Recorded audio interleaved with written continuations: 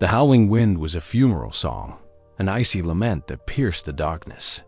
The trees, once exuberant in their vibrant green foliage, now stood like twisted skeletons, their thin, bare branches cracking under the relentless whip of the cold. 6.4 million years ago, the world our ancestors knew turned to dust, transformed into an unrecognizable landscape of desolation and ice. Heavy clouds, a sickly gray that seemed to suck all light from the sky, spat ice crystals sharp as knives, lashing the ground and the few firs that protected them. The air, dense and paralyzing, stole body heat with terrifying veracity, each breath a stinging pain that scraped throats and lungs.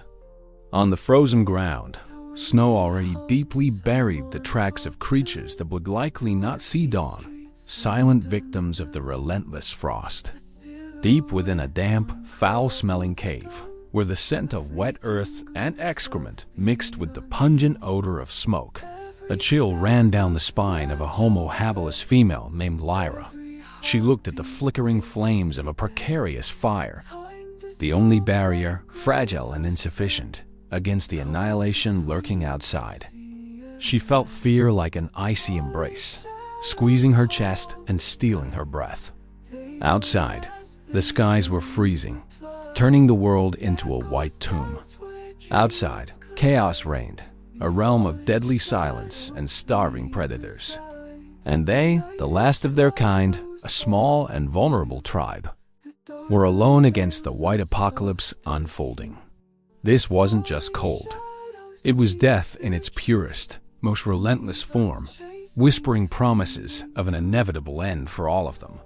What would remain of humanity when the last breath of warmth extinguished? The smell of damp wood smoke and sour sweat filled the small grotto, mingling with the metallic odor of fear. Outside, the roar of the wind was the voice of the invisible predator, more terrifying than any saber-toothed cat they could imagine. It was a continuous lament, a howl that seemed to penetrate their bones, bringing with it paralyzing cold. Lyra huddled deeper, her eyes fixed on the cave entrance, where snowflakes swirled like pale specters, drifting in and melting on the damp, icy floor. The cave walls, dark gray and rocky, reflected the flickering light of the fire, casting dancing shadows that writhed like hungry demons, increasing the sense of claustrophobia and helplessness.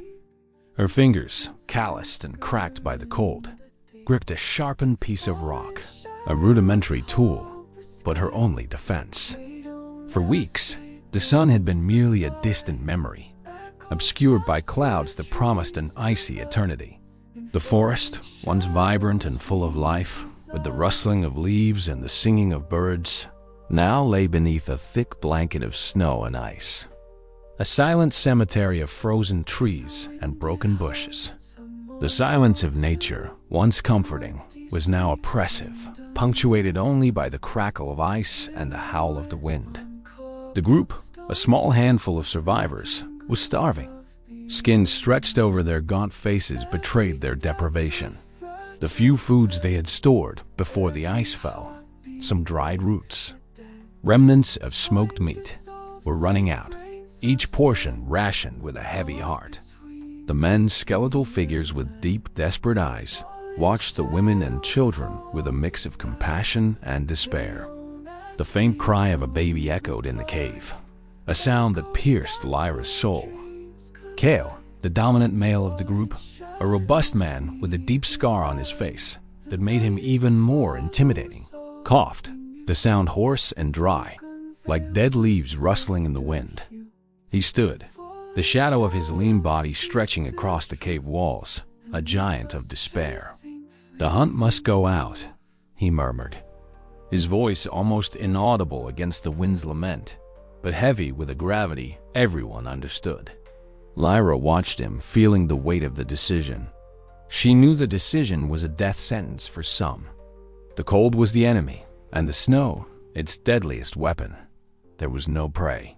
There was nothing, only the promise of more deprivation and death. Suddenly, a sharp, terrifying scream erupted from the darkness outside, a sound that made everyone's blood run cold, followed by a guttural growl that made the cave floor vibrate. The smell of fresh metallic blood permeated the icy air, mingling with the odor of smoke and the scent of fear emanating from every body. Lyra felt her stomach churn, cold sweat trickling down her forehead. All eyes turned to the entrance, where snow continued to fall, indifferent to the terror that settled.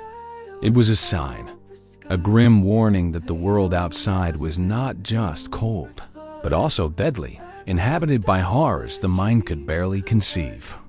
Cale grabbed his rudimentary spear, the flint tip glimmering faintly in the firelight. "Someone's out there," he said, his voice tense, almost a whisper. The group hesitated, paralyzed by terror. No one wanted to face whatever lurked in the darkness, waiting for them. Fear was palpable, an oppressive weight in everyone's chest, suffocating any lingering hope. Lyra closed her eyes for an instant, the sound of her heart pounding in her ears, a drum of panic. This infinite war was just beginning, and with each passing minute, the darkness seemed to deepen. What awaited them beyond that entrance? The growl outside grew louder, more guttural, a sound that seemed to tear the very fabric of the night. A trail of large, heavy paw prints, almost the size of a man's head, could be seen in the snow accumulating at the cave entrance, carving a sinister path towards their refuge.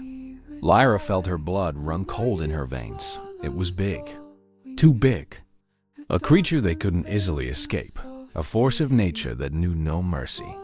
Cale, spear in hand, his expression hardened by determination and fear, gestured for the others to retreat, protecting the women and children. The smell of a wild predator, a nauseating mix of raw meat, wet earth, and a musky scent of ferocity, was now unmistakable, invading every crevice of the cave. Lyra's eyes widened, fixed on the darkness of the entrance.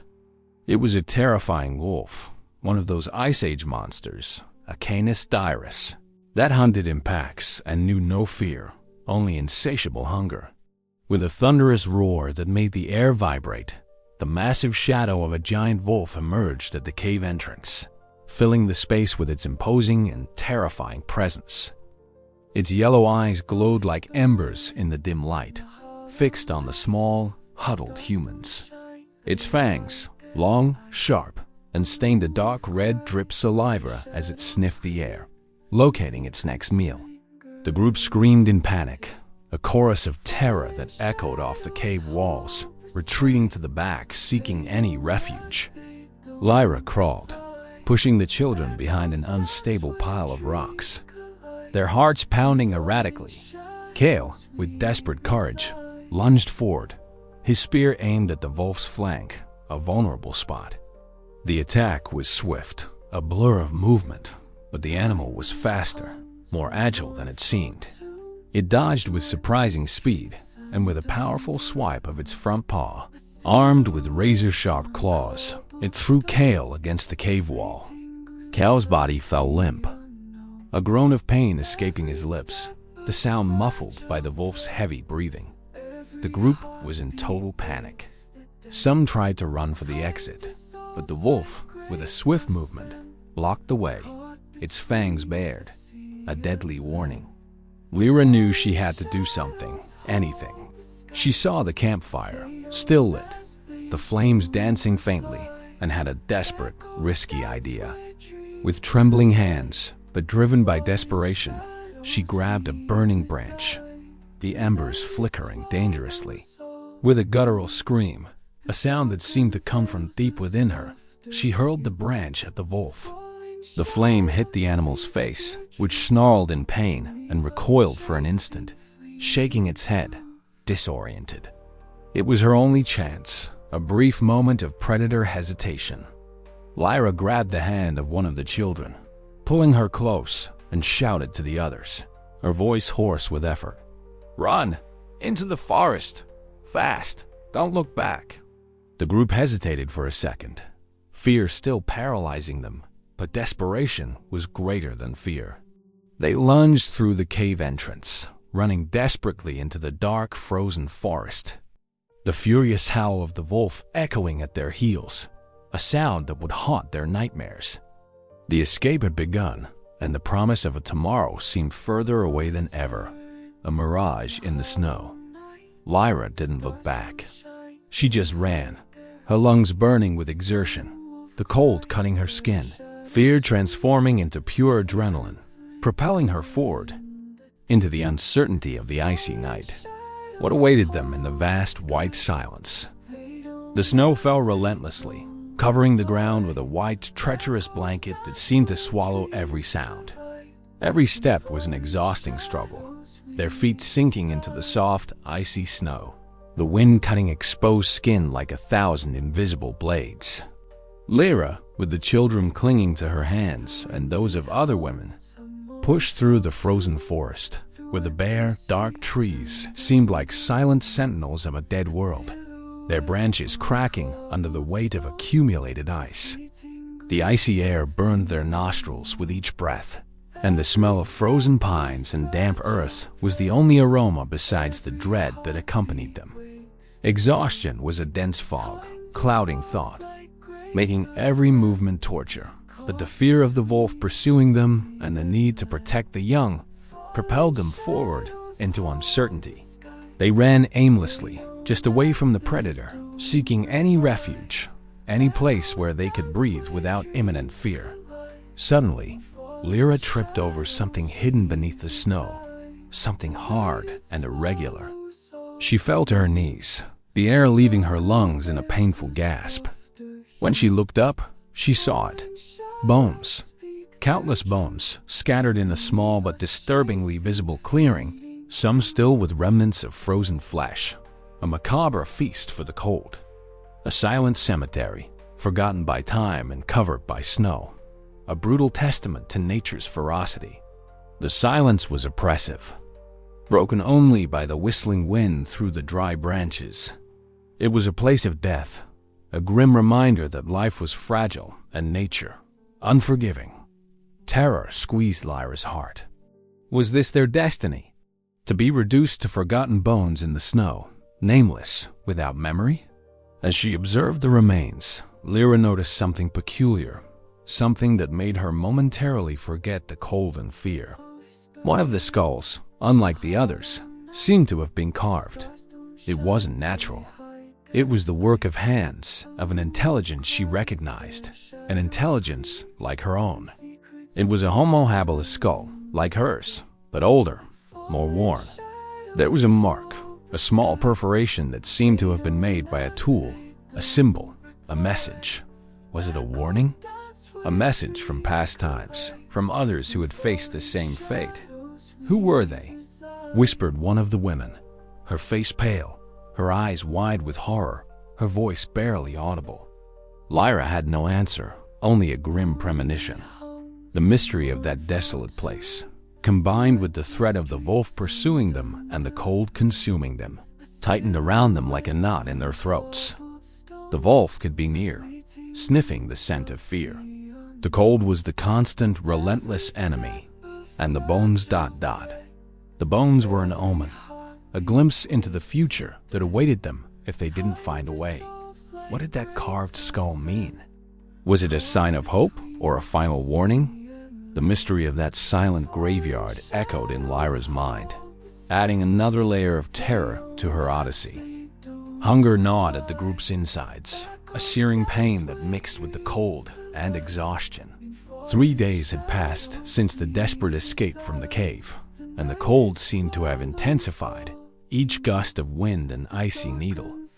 The snow continued to fall, transforming the landscape into a white, inhospitable desert, where every tree was a ghost and every shadow a threat.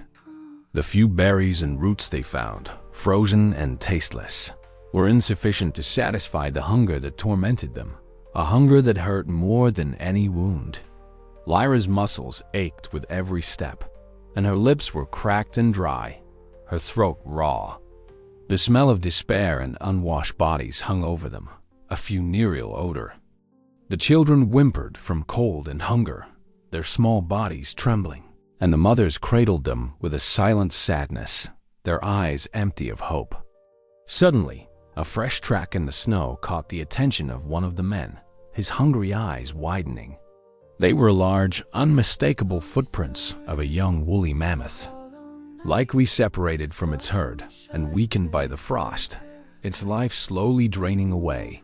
Hope almost extinguished, rekindled in everyone's eyes, a fragile but present flame.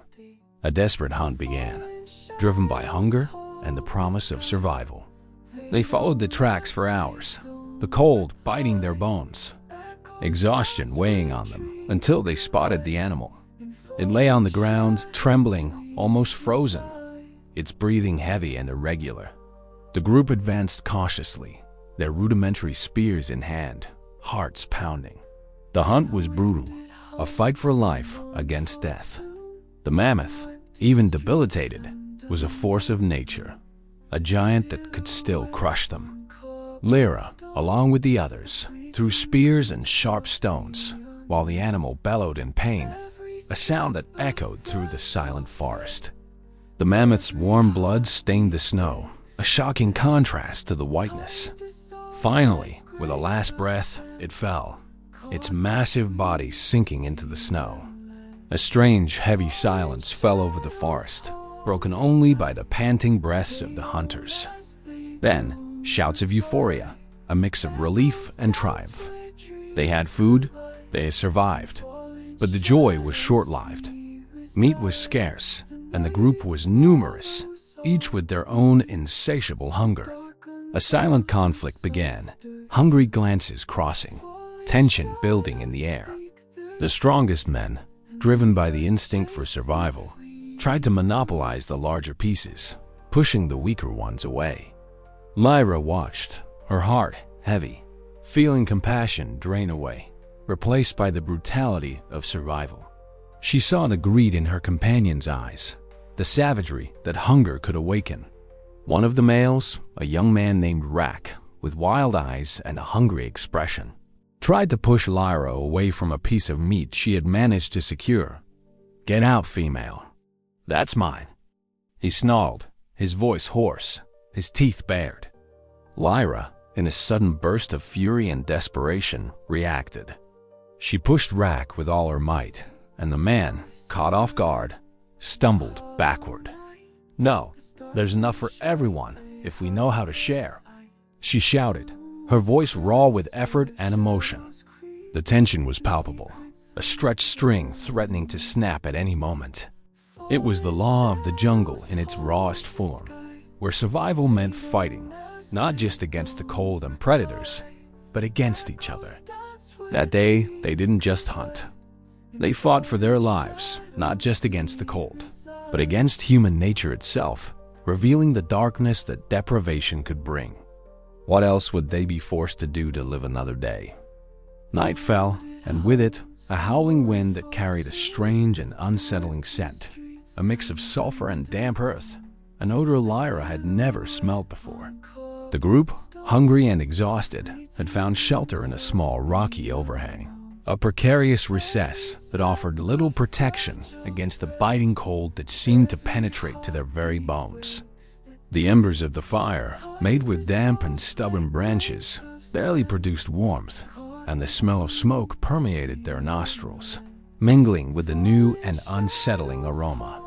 The woolly mammoth bones gnawed to the marrow, lay scattered on the ground, a cruel reminder of the transience of any food in that unforgiving ice age. Exhaustion weighed on everyone like a heavy cloak, and hopelessness began to set in, whispers of resignation echoing in the darkness. The whispers were of fear, of an uncertain future, of children who coughed faintly and adults who slowly withered, their bodies succumbing to the cold. Lyra stood guard, her eyes fixed on the impenetrable darkness of the night, where only the stars, cold and distant, could be seen. The silence of the night, which before was merely the absence of sound, was broken by a deep rumble, a guttural sound coming from the east.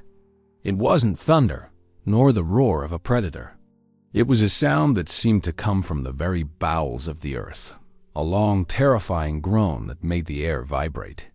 The ground trembled slightly beneath their feet, and small stones detached from the rocks above, falling with a dull thud. Lyra felt a chill down her spine, a grim premonition. It was as if the mountain was alive and roaring, awakening from a millennial slumber. The sound repeated, louder this time, a roar that made their clothes tremble, accompanied by a strange glow on the horizon. It was a reddish-orange flash that painted the clouds a macabre hue, as if the sky was bleeding. Panic began to spread among the group, eyes wide with terror, bodies trembling. "What is that?" one of the women whispered, her voice choked with fear, her eyes fixed on the distant glow. Lyra wasn't sure, but her mind conjured images of dormant volcanoes, of fire and smoke, of a primordial force that could destroy everything in its path. Was it the wrath of the spirits or the fury of the earth itself, awakened by some unknown transgression? The roar of the mountain, followed by a pungent smell of smoke and ash that now mingled with the icy air, was a new threat, a premonition of something even more terrifying than the cold. Ash began to fall, fine and gray, covering the snow and their bodies, a shroud of misfortune.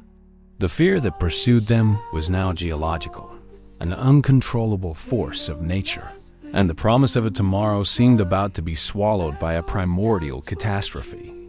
Whatever it was, Lyra knew they would have to move on, away from that roar, away from whatever the earth was unleashing. That sound, that smell, that glow on the horizon were a brutal reminder that, even having survived predators and the cold, the earth itself could rise against them. The journey was far from over, and the next challenge could be their last.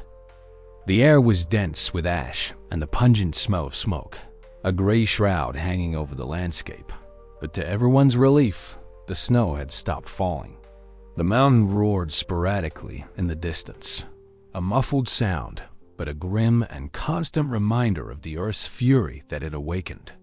Lyra's group, stunned by deprivation and exhausted by the journey, continued to advance, their bodies moving by sheer willpower. The terrain was treacherous, covered by a thin layer of ash over the snow, making each step uncertain, every movement a risk of falling. Lyra felt the weakness in her bones, a constant ache, but the sight of the children, pale and cold, their eyes large and hungry, propelled her forward. The landscapes, once familiar in their icy brutality, had transformed into a gray and silent desert, where life seemed to have been completely swept away, leaving only desolation.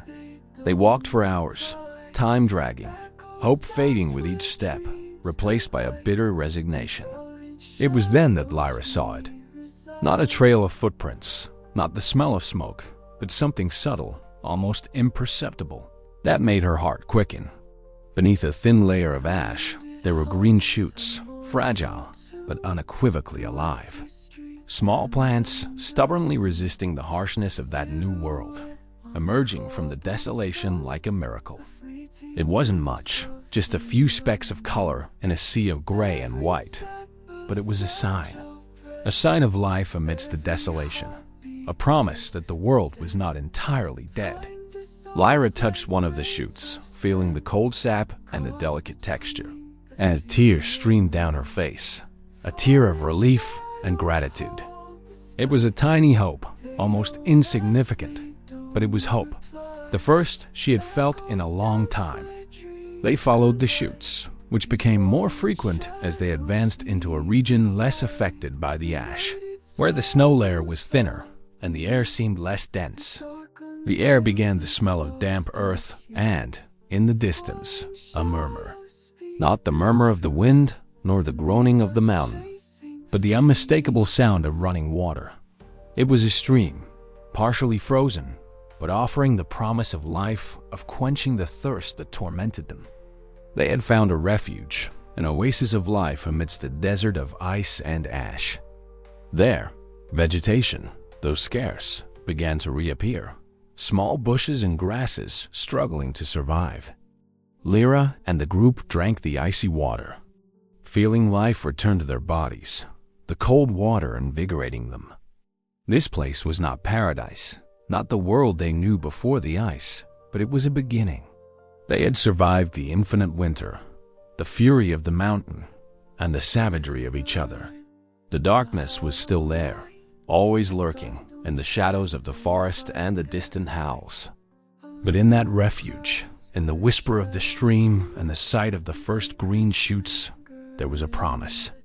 A promise that perhaps the world still had something to offer, that life would find a way. What other secrets would the future reveal about the fate of our ancestors, about the resilience of Homo habilis in the face of annihilation? This was just the beginning of their odyssey, a journey that would continue, full of mysteries and challenges, but now with a glimmer of hope.